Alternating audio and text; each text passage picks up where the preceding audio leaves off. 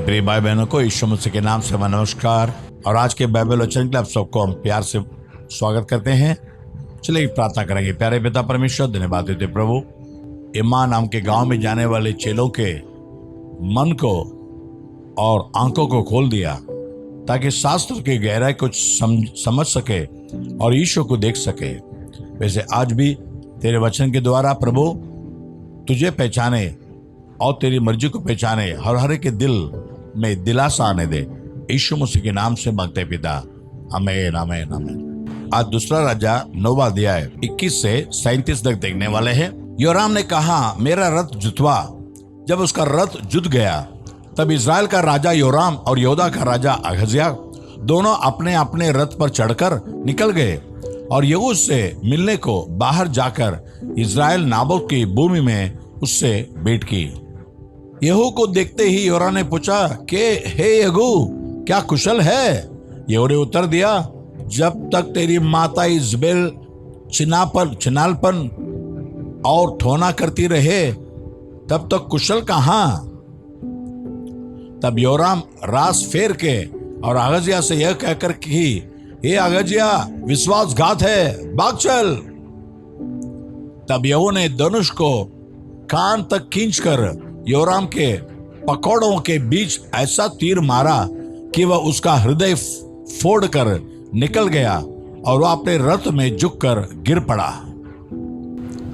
तब यहू ने बिदकर नाम अपने एक सरदार से कहा, उसे उठाकर इज़राइली नाबोत की भूमि में फेंक दे।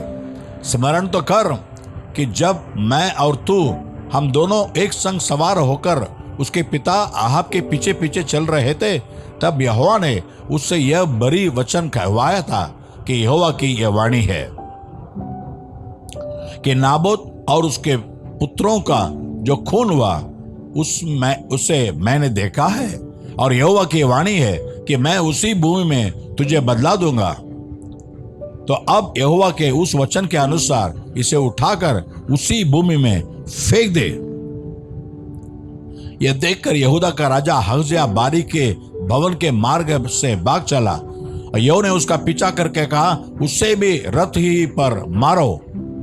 तो वह भी इबलाम के पास की गूर की चढ़ाई पर मारा गया और मैदों तक भागकर मर गया। तब उसके कर्मचारी ने उसे रथ पर यरूशलेम को पहुंचाकर दाऊदपुर में उसके पुरखाओं के बीच मिट्टी दी। अहज्याह तो आहाब के पुत्र योराम के 11वें वर्ष में यहूदा पर राज्य करने लगा था। जब यहू इज़राइल को आया तब इज़बेल यह सुन अपनी आंखों में सुरमा लगा, अपना सिर संवारकर खिड़की में से झांकने लगी।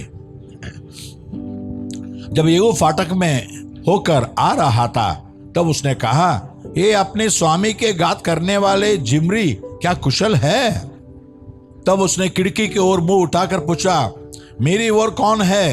कौन? इस पर 2-3 खोजों ने उसकी ओर झांका। तब उसने कहा, उसे नीचे गिरा दो। तो उसने उसको नीचे गिरा दिया और उसके लहू के कुछ छींटें बीत पर और कुछ घोड़ों पर पड़े और उन्होंने उसको पांव से लथाड़ दिया। तब भीतर जाकर खाने पीने लगा। कहा, जाओ उस श्रापित स्त्री को देख लो और उसे मिट्टी दो, वो तो राजा की बेटी है। जब उसे मिट्टी देने गए तब उसकी खोपड़ी, पांवों और हथेलियों को छोड़कर उसका और कुछ न पाया।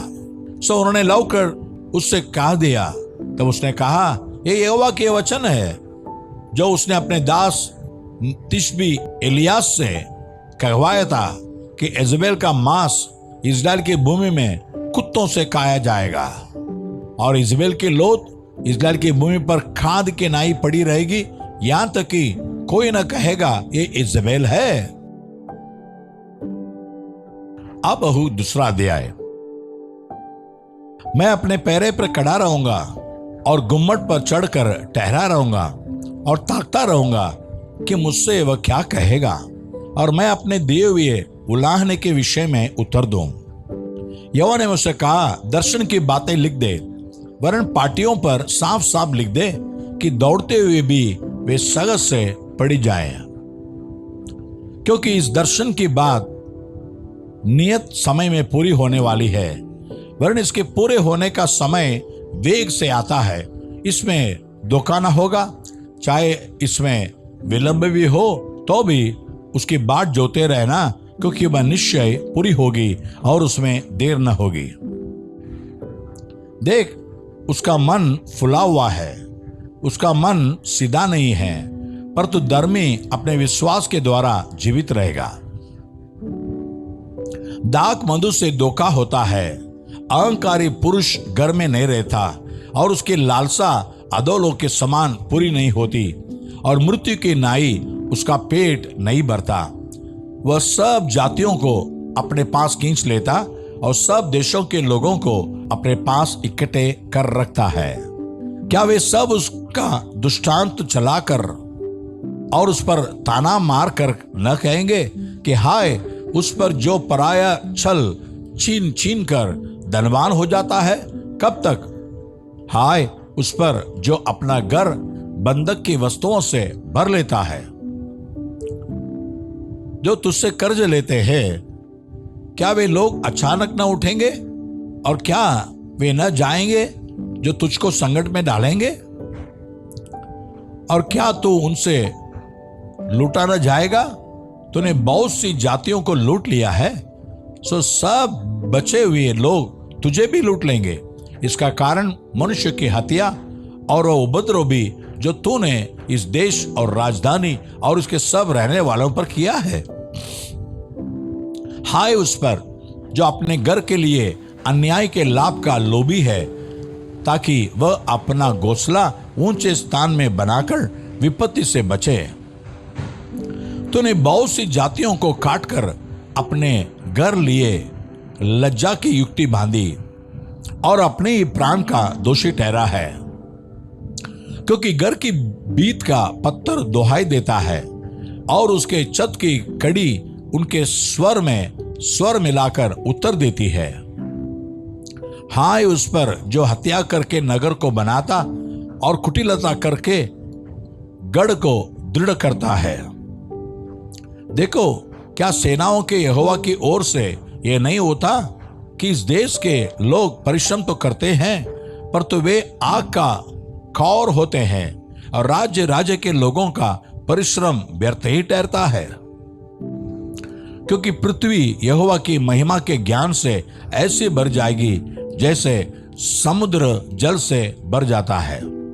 हाय उस पर जो अपने पड़ोसी को मदिरा पिलाता और उसमें विष मिलाकर उसको मतवाला कर देता है कि उसको नंगा देके। तो महिमा की संति अपमानी से भर गया है। तो बीपी और अपने को कतनाहीन प्रकट कर।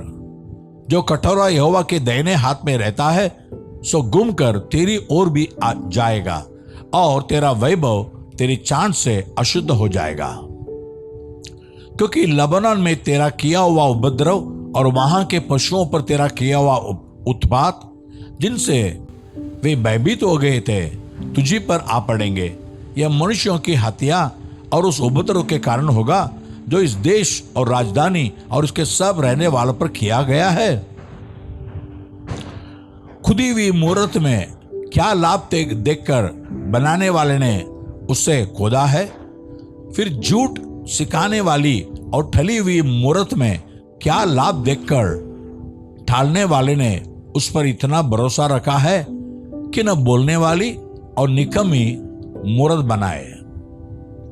हाय उस पर जो काट से कहता है जाग, वह अबोल पत्थर से उड़, क्या वह सिखाएगा? देखो, वह सोने चांदी में मढ़ा हुआ है, पर तो उसमें आत्मा नहीं है। पर तो यहोवा अपने पवित्र मंदिर में है, समस्त पृथ्वी उसके सामने शांत रहे। मत्ती रचित सुसमाचार 7वां अध्याय 24 से लेकर 27 तक। इसलिए जो कोई मेरे ये बातें सुनकर उन्हें मानता है, वह उस बुद्धिमान मनुष्य की नाई ठहरेगा जिसने अपना घर चट्टान पर बनाया। और मेघ बरसा और बाढ़ें आई और आंधियां चली और उस घर पर टकरे लगी, पर तो वह नहीं गिरा, क्योंकि उसकी नींव चट्टान पर डाली गई थी। पर जो कोई मेरे ये बातें सुनता है और उन पर नहीं चलता, वह उस निर्बुद्धि मनुष्य की नाई ठहरेगा जिसने अपना घर बालू पर बनाया। और मेघ बरसा और बाढ़ें आई और आंधियां चली और उस घर पर टकरे लगी और वह गिरकर सत्यानाश हो गया। लूका रचित सुसमाचार 6 अध्याय 47, 48, 49 में देखने वाले हैं। जो कि मेरे पास आता है और मेरी बातें सुनकर उन्हें मानता है, मैं तुम्हें बताता हूं कि वह किसके समान है। वह उस मनुष्य के समान है जिसने घर बनाते समय भूमि गहरी खोदकर चट्टान की नींव डाली, और जब बाढ़ आई तो दारा उस घर पर लगी, पर तो उसे हिला न सकी क्योंकि वह पक्का बना था। पर जो सुनकर नहीं मानता, वह उस मनुष्य के समान है जिसने मिट्टी पर बिना नींव का घर बनाया। जब उस पर दारा लगी तो वह तुरंत गिर पड़ा और गिरकर सत्यानाश हो गया। प्रार्थना के प्यारे पिता परमेश्वर, हम बुद्धिमान मनुष्य के समान तेरे वचन सुनकर उसके अनुसार चले तो हम ऐसे व्यक्ति बने रहेंगे जो चट्टान में खोद कर एक दृढ़ नींव डाला है, वैसे हमारा जीवन दृढ़ नींव के साथ दृढ़ रहे और साथ साथ अच्छे बढ़ते रहे, और कोई आंधी तूफान कोई भी हमें हिला नहीं सके। ऐसे विश्वास में हर एक को वचन सुनने वालों को स्थिर कर, यीशु मसीह के नाम से मांगते पिता, आमीन और आमीन। God bless you. प्रभु आपको आशीष करे। आमीन।